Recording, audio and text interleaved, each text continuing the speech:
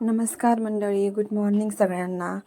जसं की तुम्ही मागच्या व्हिडिओमध्ये पाहिलं, आमच्या आई पंढरपूरला गेल्या होत्या पायवारीसाठी. तर त्यांनी येताना माझ्यासाठी एक छानशी विठ्ठल रुक्मिणीची मूर्ती आणली होती. तर म्हटलं चला आता तिचा अभिषेक घालून देवाऱ्यामध्ये मांडावी. तर सकाळीच मी आंघोळ वगैरे करून रेडी झाले होते. नंतर मी मूर्तीचा पंचामृतनी अभिषेक करून घेतला. मूर्ती देवघरामध्ये मांडून पूजा आरती करून घेतली. त्यानंतर मी केळीचा नैवेद्य दाखवला. माझ्या छोट्याशा देवघरामध्ये विठ्ठलाची ही मूर्ती खूप छान दिसत होती. मी लगेच बेलाची आणि तुळशीची पण पूजा करून घेतली. तर मला आता बनवायचा होता नाश्ता, आणि नाश्त्यामध्ये मी आज बनवणार होते चीज ब्रेड सँडविच. तर मी तुमच्यासोबत रेसिपी शेअर करते.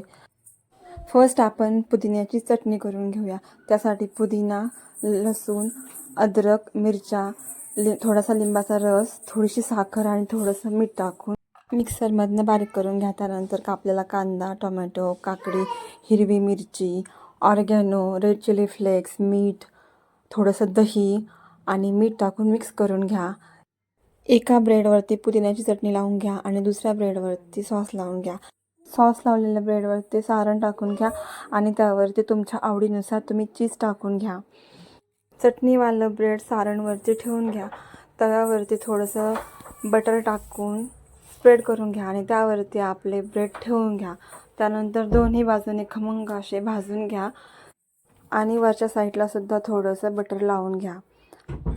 आपले सँडविच तयार आहेत. तयार सँडविच एका प्लेटमध्ये काढून घ्या आणि मधोमध तुम्हाला हव्या त्या आकारामध्ये कट करून घ्या. मस्त असे सर्व करा. सोबत पुदिन्याची चटणी आणि सॉससोबत तुम्ही हे सँडविच खाऊ शकता. तुम्हाला पण हा व्हिडिओ आवडला असेल तर आपल्या चॅनलला लाईक, शेअर आणि सबस्क्राईब करायला विसरू नका. स्त्रीला सँडविच दिल्यानंतर त्याचे एक्सप्रेशन हे खूप गोड होते. तो तर मस्त सँडविच एन्जॉय करत होता. आजच्या पुरतं एवढंच. भेटूया नेक्स्ट ब्लॉगमध्ये. बाय.